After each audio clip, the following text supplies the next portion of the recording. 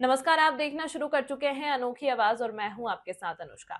Madhya Pradesh Congress committee के प्रदेश अध्यक्ष जीतू पटवारी आज खंडवा पहुंचे। वह 27 जनवरी को महू से निकलने वाली जय बापू जय भीम जय संविधान बचाओ यात्रा के लिए कांग्रेस पार्टी के कार्यकर्ताओं और पदाधिकारी को एकजुट करने आए थे। इस दौरान उन्होंने भाजपा पर जमकर हमला बोला।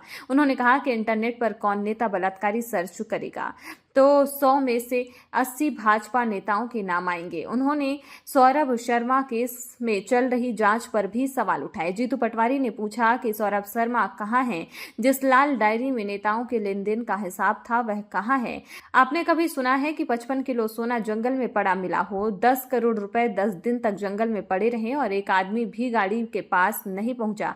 सौरभ शर्मा की संपत्ति 3 जांच एजेंसी ने पकड़ी, लेकिन एक भी गिरफ्तारी नहीं हुई। बीजेपी केवल भ्रष्टाचार और करप्शन की पार्टी बन गई है। करप्शन और झूठा नेताओं के नाम में भी सर्च करेंगे तो भाजपा नेताओं के नाम आएंगे।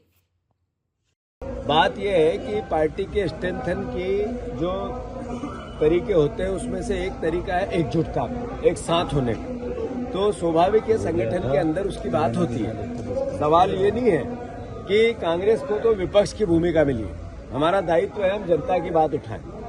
बीजेपी को बताना पड़ेगा क्यों नहीं दिया धान का पैसा 3100, क्यों नहीं दिया गेहूं का पैसा 2700, क्यों 3000 बहनों को नहीं दिए, क्यों 450 का गैस सिलेंडर नहीं दिया, क्यों 6000 का सोयाबीन नहीं खरीद रहे हो। मोहन यादव जी को ये बताना चाहिए ना कि आपने 2 हफ्ते पहले जनता दरबार लगाया, जनता आ गई, फरियादी आ गए, राजा वहीं घूमते रहे भोपाल में, आप क्यों नहीं गए?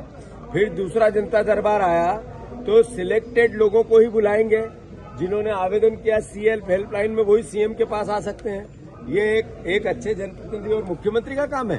अरे आपने जनता को इतनी यातनाएं दी, क्यों भीड़ लगना चाहती है? आप जहाँ लोगों से मिलना चाहते हो, आप लोगों से मिलना नहीं चाहते हो। ये सवाल आज प्रदेश में है या नहीं है?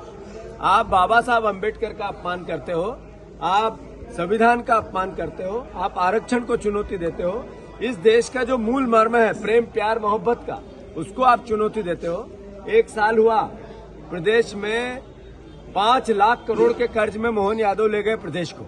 आखिर किस तरह का प्रदेश बन रहा है? जिनने सवाल पूछा उन पर भी 70,000 का कर्जा है। आपके पोते बेटे पे भी है, आपके पिता पे भी है, मेरे पिता पे है। एक भी नागरिक मध्य प्रदेश का नहीं बचा जो 60-70 हजार के कर्ज में नहीं है। क्या हालात कर दिया आपने प्रदेश में? जिस तरह की भयावहता है करप्शन की। अरे ये पास में पिटोल टोल है, यहाँ पे लीगल टोल बंद, और अलग से अब सरकार को एक पैसा नहीं जाएगा पर उगाही चालू है। आप लोगों ने स्टिंग किया, आप लोग ही यहीं के पिटोल के आसपास के पत्रकार हैं।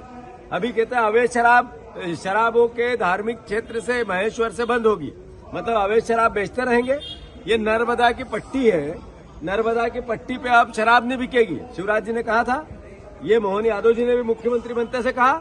क्या आप इसको, जितने पत्रकार हैं मैं आप सबसे आग्रह करता हूं, क्या ईमानदारी से बताओ कि नर्मदा का कोई सा गांव ऐसा बचा पट्टी का जहां अवैध शराब नहीं बिकती हो? आखिर किस, 1 मिनट सर, आपने सवाल किया तो उत्तर देने दो।